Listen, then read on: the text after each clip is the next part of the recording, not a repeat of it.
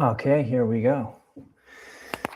Um, we are going to start talking about the important stuff in like a minute. Just wait a minute for some people to show up if they want to show up live. I showed up live. You sure did. I'm literally like watching it. Oh, you checked the actual phone? Yeah, I'm actually watching it on my phone because I was like, I don't even know what this looks like. We've been doing it. This is the fifth time, and we don't even know what it looks like. I had no Oh yeah, idea. there it is. It's Okay. That's pretty. All This right. is a little too meta for me. I'm getting nauseous. Yeah, I keep looking back and forth. It's slightly delayed. Yeah. Yeah, it's always actually everywhere is probably slightly delayed. Yeah. Anyway, how's it going? How's it going this morning? It's going, man. It's going. We'll obviously get to the real stuff here in a second, but shoot the shit a little bit. You probably already said that. I wasn't paying attention because I was watching us over on this other side. It's fine. I mean, yesterday was chemo day, and it is mental gymnastics. That's the best way for me to put it. It's mental gymnastics every 3 weeks, and I'm through it. Although yesterday, I don't know if you can see that. Can you see that under your eye? Oh, my eye. 6 a.m. It's pitch black out. Oh God. And the car door is dark blue. It's pitch black. I pull the door handle. I'm not paying attention. Literally into your eye. Into my eye. So, my oncologist is like, what'd you do here? And like, was it bleeding immediately? Because I know you're on blood thinners. Oh, right? Well, I'm on blood thinners. So yeah, it was flowing. And it just wouldn't stop. I drove to LA for 2 hours and it wouldn't stop. Oh God. Anyway. So just another thing. Yeah. Just another thing. Throw it on there. Yeah. That's right. What about you? And how are you? I mean, yeah, I don't, it's going better than that currently, but I had a dentist appointment. If you go, it's like going to the dentist, it's like going to the mechanic, right? Where you like go for an oil change and then you're like, the whole car needs replaced all of a sudden. Yeah. So I learned in this last month very rapidly that I now need a root canal. Oh my God. Because of, get this, probably because of clenching my teeth for many, many years, which you don't really know you're doing it. But yeah. I can see it though. Yeah. I was like, everything we talk about here, I'm like, that's probably a lie. Shit. Yeah, as we talk about these things, you're like, yeah, that I'm doing exactly what we're talking about. It happens a lot where we're going to connect the dots backwards. Like the stuff that happens today, you're like, God, it's so obvious now, yeah. looking back. Yeah. So anyway, not exactly car door into the face on blood thinners plus chemo, but you know. Yeah, still life. Root canals. I mean, they're both like root canals. That's exactly. They're both root canals. No one wants it. Yeah. All right. So we've been live for 3 minutes now. I think we can get into it. Yep. This is the fourth official stream of a show called Breakthroughs. How to get the breakthrough before something breaks you. And we'll keep explaining this in the beginning. That line really reflects, Chad has stage 4 cancer and was diagnosed 3 years ago. I had strokes when I was 30. And literally we didn't have a reason for those things to happen in the normal sense of the word. So we are very aware that other burdens and mental stressors in our life were probably a big part of why those things happened. So this show is from experience and our desire to help other people prevent that from happening. So if you're somebody who has any mental stressor, which is most of us, then, we don't want what happened to us to happen to you. That's really the summary. And the way we do this is we break down that vague stuff into what we call micro problems, like one element at a time. And if it relates to you, then we hope that we can break it down and give a breakthrough before something breaks you. So today's topic, today's micro problem, we're gonna talk about people pleasing and how things might change for you if you stop doing it. So anyway, Chad, would you consider yourself a people pleaser? Yes and no. I think everybody would consider themselves a people pleaser in some capacity. It's like levels, right? Like 10 is like ultimate people pleaser. 1 is like in certain occasions. I'm probably like on the outwardly, I'm probably like at the 3 level of like people pleasing, right? but inwardly I probably go up a few more notches. Like I can tell inwardly that I do want to people please. Yeah. And so yeah, I don't know. It's all relative to what you consider people pleasing and how that feels. But I have examples, and we'll get to them, obviously. Yeah. I feel like, I mean, as you say it that way, everything we talk about is on some sort of spectrum, right? Like it also depends on who you're talking to. Like, are you someone who people pleases every single person and every single stranger on the street? Or are you like, this person matters to me, and so I'm going to put that effort forth?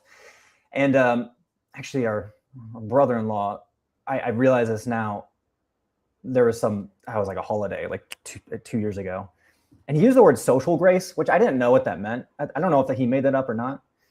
And I was like, it's kind of that. Like sometimes it's like, what on the spectrum of social grace to I'm an asshole, like there's a broad spectrum of like, if you really said or did exactly what you think and do all the time in the moment, then oftentimes you're going to be very direct. And the question is do you want to disrupt the peace, or do you want everybody to feel warm and fuzzy inside, even if it's not what you want to do? So when I hear that, right, I think of the way you're making it sound, especially when you say the term social grace, it makes people pleasing not seem like a big deal. And yet here we are talking about people pleasing as a legitimate, a possible source of mental stress, of serious mental stress, not just mental stress, but actually serious mental stress. So, I mean, frankly, this is kind of like we rotate these topics, and you chose this topic for today. So what prompted you to choose this topic? Well, I think a big part about this whole live stream, how we're doing breakthroughs, right? We did this a long time ago when we were attempting a podcast like to ourselves. But we used to say we need to catch ourselves. Anytime someone says a fluffy word or a word that's hard to describe, we need to call it out and be like, that's bullshit. Like, give us a real, what's that actually mean? And so when I was writing down just my thoughts before today's little session here, I was like, well, we just throw around this term people pleasing in the same way we did a topic on perfectionism. We just throw a label around. And like, I feel if you are someone who resonates with that term or relates to it, you know, I feel like people, they just accept it and they don't really even know what it means. So I think in 10 years ago, I was much more of a people pleaser than I am now. That's how I would call myself, right? But then like, as I'm writing these notes, I'm like, what the hell does that even mean? Like, what does people pleasing mean? Because it's so easy to just take a general term that everyone kind of gets, but no one really knows how to describe. And then just sort of like, well, that's just me, and nothing ever is going to change, right? So for me, what are your bullets on what it like describe in like 3 or 4 bullets? What a person who is a people pleaser, what does that look like? And you know, I'm speaking from my own personal viewpoints, of course, obviously. But I assume this is what other people might be feeling too, which is, it's almost like I don't like conflict. Like I am what's that called? There's a label for that, right? Like I avoid conflict. I avoid confrontation, rather, not really conflict, but like, to me, it's kind of like, well, if I can get through this without disturbing the peace, meaning everybody in the situation that is involved, no one's hurt or angry or whatever, then that's like a win, you know? But at the end of the day, I realize it's just sweeping it under the rug until another day, until another day, until another day. And so I think people pleasing is, for people who do it, I am somebody who feels happier when everybody else is in a good spot.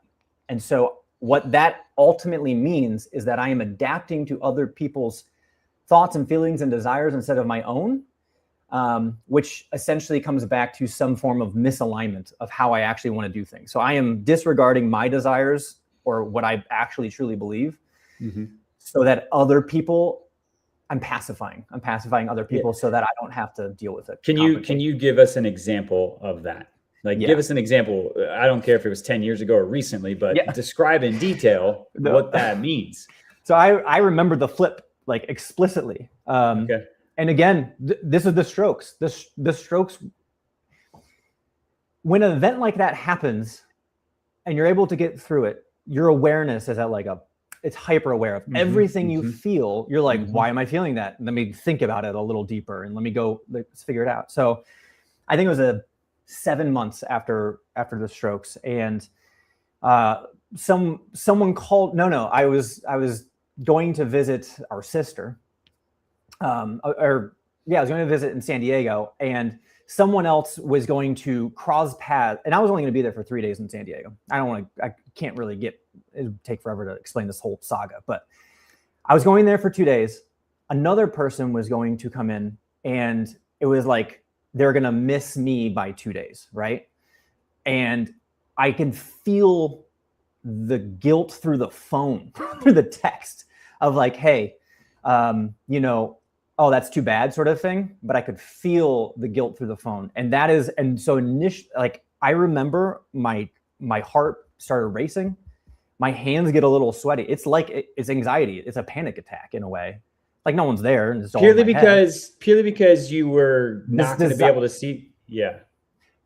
Purely, like you felt like a bad friend or a bad whatever. Oh, it was like, it was guilt. It was like a guilt thing. And it was essentially, all of a sudden, I switched into this mode of, well, how do I adapt everything about my world to fit this other person's desire so that everybody is happy, So instead of thinking, what do I want and what's best for me in that moment, I'm thinking about what's best for other people, because if I do that, then I don't get this guilt. I don't get this feeling that I don't like.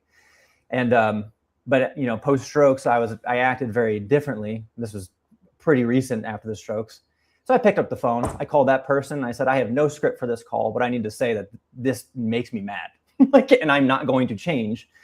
I'm not going to change flights just because, like, it wasn't even expected that we were going to cross paths. And now I felt this need to change my flight in order to cross paths. And that is extreme form of people pleasing. Yeah. So there's a saying that I've heard a long time ago. If it's not a fuck yes, it's a no. Right. And the problem is people pleasing, that doesn't give you that line, because we're trying to make everybody else happy but yourself. Yeah. Go ahead. No, it's the lack of, I didn't want the confrontation. Like, I think that's like, because we'll probably get to it. Another shorter, quicker example is, I was invited to just to hang out with like people that I don't really know that well. And in my head, I'm like, I don't really want to go do this. Like, I have other things that are more important, again, within the year after the stroke. And I found myself making pre-excuses as to why I couldn't go. That is a sign that I'm about to people please. Oh, sorry, I can't do it because of I did X, Y, Z and blah, blah, blah. And I'm like, that is a red flag. All I have to say is, I'm good, thank you. That's it. Like, I don't need excuses. And so I started doing that, but it's really hard to do. Yeah. And I think about how other people, well, not other people, we all do it in some way. It's kind of like, we'll call it white lies or little fibs. It's like, to keep the peace. Just to keep the peace. You don't want to be truthful. So it's the fine line between, like you say, you're going to come across as an asshole if you're being too direct, and everybody's like, oh, you don't want to be that way. Well, being direct, it's just honesty, and everybody wants an honest person. Let's be honest. If everybody was honest, right? Actually, probably everybody would be happier. But instead, we use the word direct, and direct actually has a negative connotation. I'm direct. Yeah. But if I say, well, I'm just honest, well, all of a sudden it's a little bit nicer, Yeah. But it makes me think about this, because you are definitely more of a people pleaser than I am, right? But you internalize it a lot from what I know and remember. And there's a term in neuroscience, well, just in science, called psychoneuroimmunology. And basically what that is when you think about something, you create the chemicals in your body that make you feel what you're thinking. And then usually what it does is the chemicals will then make you think more of that, and then more chemicals. The cycle. And it's just a cycle. It's a cycle. And then all of a sudden you're in that cycle. And you said here, your heart races, like you get sweaty palms. And it's like when you live that way, you literally are disrupting how your body operates. And I think a part of this people pleasing topic is coming up because when we were working with this agency that we had made, You were so every Sunday night, you were stressed out about making sure that the clients were taken care of. Whereas like, I have no problem with confrontation, but you really wanted to be like, not just perfect, but mediated in a way where everybody is happy.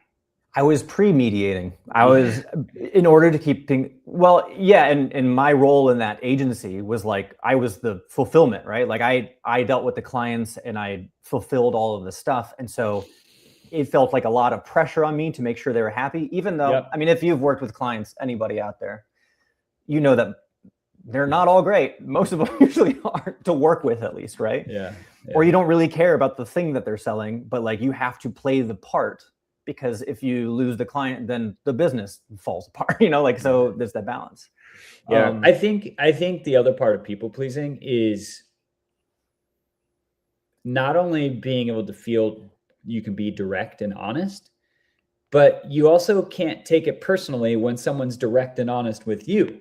You see what I'm saying? Like if you can't take the directness or the honest feedback, then that's where also people pleasing comes into play, because all of a sudden, like you're like, I don't want someone to say no to me, or like, I'm not going to change my itinerary to meet up with you because that's a direct insult to me. If you take it that way, then you are going to people please all the time. So part of this is really just insecurity, right? It's like, just be secure with fine. They don't want to hang out with me, or they don't want to change their flight. Shit happens. That's fine. We'll get it next time. Yeah. The problem is we hang on to that and we take it personally. And therefore, we don't want people to feel that way. And so we people please because we don't want them to feel that way. So part of this is really, if I think about it now, is just kind of insecurity. I didn't even think about that before we even started until just now. Breaks. I don't know. Does that? What do you know? Oh shit! That's sort of. I mean, does that make sense though? Yeah. 100%. I think it's just this. It's like a game that everybody is playing that no one speaks out loud. Like it's just this constant thing. It's mind games. It's literally mind games, right? Yeah. Like this psychological, like I gotta keep everything the same, and then they're gonna. I don't know. It's just it's like throwing a ball back and forth, but like everybody's in the dark, and like no one really knows what everybody thinks because no one's saying what they think. Yeah. It's funny. The other thing is people pleasing actually, every time we do a micro topic, right? Usually, let's say anything, the topic's going to cover across a few different topics. So like people pleasing is also because you want to be liked by people you respect, right? I do that. That's probably where I do my people pleasing. That's why I said this is where it's elevated, where I do things because, frankly, I'm just gonna be honest. I like to feel like I'm respected for something, right? And so like when there's somebody that I respect and I want their respect, all of a sudden I find myself adapting to them. Yeah. And I'm like, who gives a shit at the end of the day? But of course that only came with my cancer diagnosis where I was like, look, it sounds like I was going to be dead. I guess it doesn't matter what the fuck they think, that's 2 F-bombs already. So I should probably dial it back. It's all right. Ray Ellison, fuck yes. In the comments, all right. I like it. But so the biggest one for me, I think the biggest one for most people is people pleasing family. Right. My biggest one when I finally was like letting go is, so we grew up in Ohio, Northeast Ohio, Cleveland area, snowy Christmas, my birthday's in December, then it's Christmas. And I have seasonal affective disorder, like SAD. It's called SAD for a reason. And I would get super bummed out all the time. That's why I moved to California, because I just want the weather, right? Like people are like, it's so expensive. I go, I pay a weather tax. Everybody else is complaining. I'm not. It's literally perfect and sunny outside right now. And I remember talking to our mom, and I said, Mom, I am sorry, but I don't want to come home for Christmas anymore. It is miserable. I get depressed for a week. I can't do it. I'm not doing it anymore. I can't do it unless we're going to like Mammoth and going skiing or something, Yeah. So we invited her. We invited all of them. It wasn't just her, but like we invited all of them to California. Like, hey, Christmas happens everywhere. Yeah, but I remember how hard that was for me to say because I had to build that up. But for years, I would go back because I was like, I need my mom to feel good. And obviously I want her to feel good, but it was always at the expense of my sanity. Okay, the word expense is really good here. Okay. Like just every time you people please, it's an expense. There's cost opportunity, right? Like that's sort of when we talk about breaking down or like avoiding life breaking you, right? Yeah. The line. Usually it's an expense. Like it costs us something to people please, and it costs us like what we actually want to do. And so there's like always this dissonance. I want this person to feel good, but it's at the expense of what I actually desire. And so like there's like your whole thing of like you're on this highway and you want to drive on the other highway and there's a gap, and that gap is that mental stress, mental tension. And I don't know, expense I feel like is a good word that will probably come up again. Yeah, it will. There's a cost to being misaligned. Yeah. So go back to this idea of misalignment because you stated at the beginning and you said it before we even hopped on live. But look, misalignment is honestly a big part of the breakthroughs, right? It was both of us. I was misaligned, you were misaligned, and then things broke down, frankly. And I call it inauthenticity stress, right? Because everybody's like, oh, I'm stressed. Stress is a huge umbrella bucket. Is it money stress? Is it relationship stress? Is it animal stress? What is it? Is it job stress? Well, there's inauthenticity stress. So that's misalignment. So talk to me about misalignment. What do you mean by misalignment? Yeah, misalignment. Or take it further. One of those misalignment is one of those words that can be fluffy and no one really knows what that means, right? But I think it's what we just described, right? Where like, let's say it can show up in a billion different ways. Like, oh, I'm in a job that I don't really enjoy. I'm in a relationship that I don't really enjoy. But like you stay there because it's comfortable and safe for one reason or another. Like, I don't know, you live your daily life and it doesn't feel right. And something's off. I think people would say that something's off. They feel lost. They feel stuck. Like there's a billion words. And at the end of the day, a lot of that is caused by this overarching theme of I said this in the notes. I don't really like the phrase live your best life. Like, I don't know what the hell that means, right? But in a way that is alignment, right? What does that even mean? What does living your best life mean? I was like, God, it's so vague and nebulous. But living your best life is I wake up and what I am doing and actively working on lights me up. Like I feel good about it. It feels purposeful. I feel fulfilled, whatever that might mean, because it is what I'm driven to do, like internally. And so if there are elements of your day in your life where it is not matching, it's just mismatch, right? Like here's what I want and here's what I'm doing over here. And like this is going this and this is going this way. So it's getting farther and farther apart. And so that is misalignment. I mean, think about the wheels in your car. You get them aligned. If you don't have them aligned, it ruins your car because one wheel is this way and one wheel is this way. And now you're breaking down real fast. This is all right. That's really good. I think, because that's really good. Great analogy there. Yeah. It's called alignment for a reason. It's called alignment. Yeah. Holy shit. That's pretty If you're good. the car and your wheels are facing different directions, Even goes slightly off. Slightly off, right? Those tires get gradual. worn correctly. Oh man. Oh my God. I mean, I gave myself goosebumps because I was like, that is the easiest analogy to say when we keep talking about like you're going through life and everything's slightly off and then life breaks you. It's because the wheels, and if you're the car and your wheels are misaligned, it can be so gradual you can never feel it, but but your car feels that something is off, and eventually snaps. Yeah. So we'll call my misalignment, right?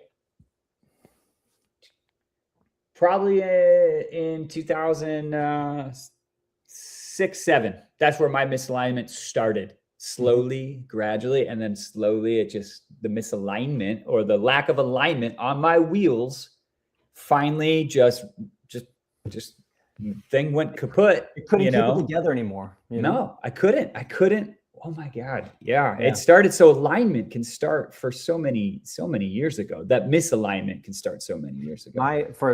To reference that, like now I'm thinking about, okay, when I snapped, when life broke me, when I was 30 and I had these strokes out of seemingly nowhere, leading up to that for about a year, that tension of like, my misalignment was like, I'm not doing what I want to do, and yet I'm still stressed about it. I'm stressed about shit I don't even want to do. And so like, and I, at some point I had a vision, you had your own vision of like, what is my life going to look like? And it's going to look like this. And now my life is drifting slightly to the right over here. And, that was, dealing with an agency that I was like, I'm not passionate about it, but it's taking up all of my mental energy to keep things together. Mm-hmm. And then finally it just snapped. Well, let's think about, okay. So I use this analogy all the time for, the cancer experience, right? I'm driving my 4Runner, my old 90s 4Runner, and I'm redlining the hell out of it on one highway. Cause I'm like, I'm just going to go as fast as I can on this highway so I can get to the end of it. So I can get to the other highway that I want to be on. And that whole time I'm misaligned looking at another highway. And it's because it's this people pleasing concept of like, I need to be able to do these things in order to do what I want to do instead of just doing the thing. I don't know. I feel like we're starting to verge off or veer off. Veer and merge. Veer off into misalignment because it started with people pleasing. Mm-hmm. So misalignment almost starts in the people pleasing place. I feel like this is why we throw the word micro in front of the word problem. It's a micro. People, they all are under umbrellas of some kind. Micro people pleasing is one element of misalignment, right? Mm-hmm. There's other elements besides people pleasing that make you feel misaligned. Like we just talked about them, like I'm doing work that I don't want to do. That's not people pleasing at all. But like the work that I'm doing isn't what I want. That's misalignment too. So So well then because we're getting near the end of this here. Yeah. Like the question for you then is well, if people pleasing can be such a big problem that actually cascades into other problems, right? What is the antidote? What is the solution to people solve people pleasing? I guess. Let's solve it right now. I was writing this out, and at the end of the day, it always starts with awareness. Like what does people pleasing look like to you? That's sort of the first thing, because I wasn't aware until something happened to me. I was like, oh my God, I'm having mini panic attacks inside. I had no idea. And I mean, the solution, it always comes back to the same idea of when I am people pleasing, what I am essentially trying to do is keep everything status quo. Everybody's happy. I feel like the sun, and everybody's a planet, and I'm just trying to like keep everybody like aligned, and nobody's feelings are heard, and I have the same friends, and like it's all of that stuff. When in reality, so if I stopped people pleasing, how things would change, referencing The Hook, probably what happens is there's a moment where I say no to an invite that I don't want to do, and that will rock the boat slightly because it's something that is new. And either, this is just an example, it can happen in many different ways, but either that person can be like, okay, no worries. I'm like, wow, that's a person that I enjoy, because like they're not trying to manipulate the situation to make me feel guilty or something. Or they do try to like, manipulate you into saying yes, or in this example. If that's the case, then that they're not your people, like that's it's as simple as that, and yet as hard as that.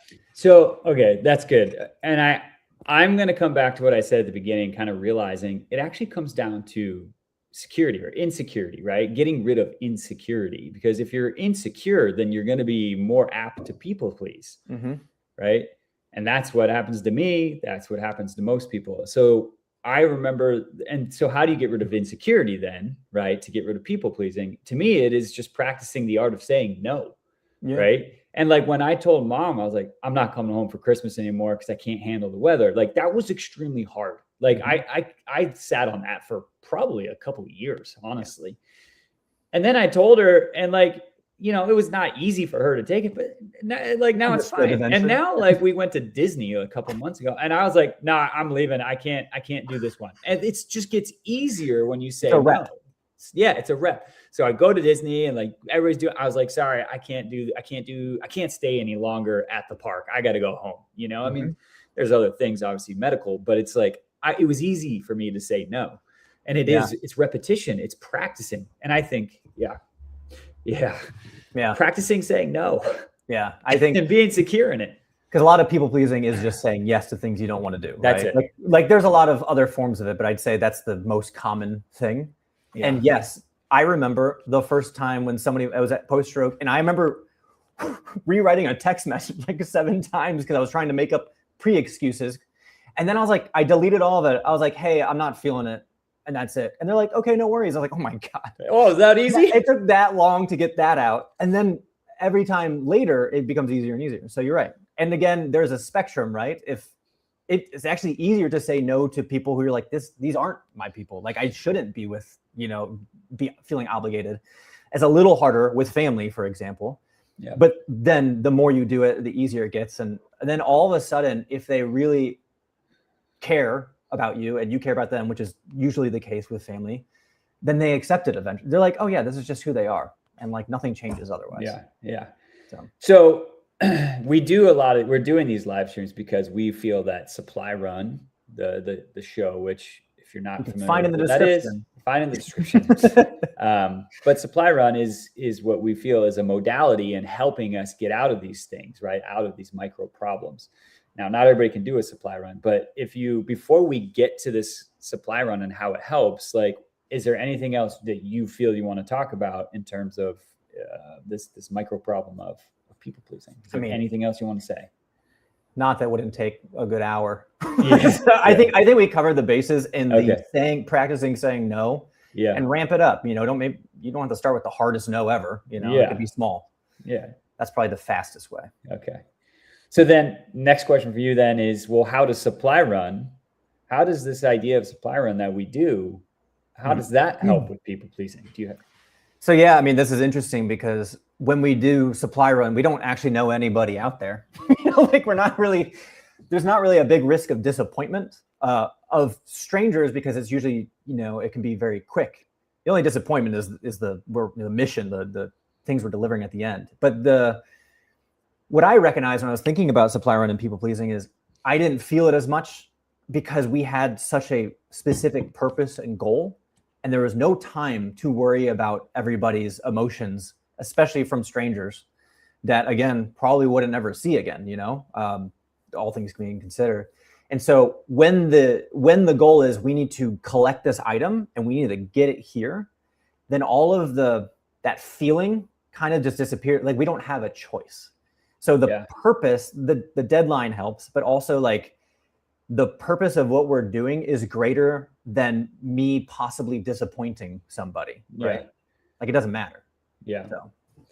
Yeah. And I'm thinking about Supply Run and everything we do there, and like where you're right. Like it's such a mix because there's cultural differences when we went and did Supply Run. Like you have to be a little slower in some areas, and at the other times you have to be direct. Vicky, he was something, and I was getting pissed, but at the same time I had to be like, I was trying to balance between getting pissed and being direct with him and also like massaging it because it's just different culturally how things work.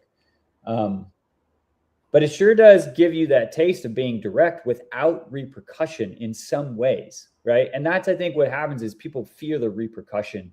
The risk of it, the downside. What is the worst case thing that can happen, right? Yeah. So for you, like, how did Supply Run, like when you're a people pleaser, like, were you feeling that on Supply Run, or did it change? Specifically with Vicky, actually. And like, again, Vicky, there's none of that was planned, right? Like we were like, oh, there's going to be this guy we hung out with that dude for like 4 days and like nothing, it's fine.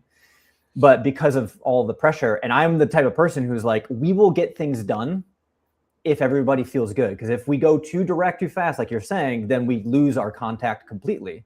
And in that case, it was like, we need to massage it. Like you said, like we can't just be assholes because then he'll be like, I don't want to work with you anymore, and now we get nothing. So that's the risk reward scenario.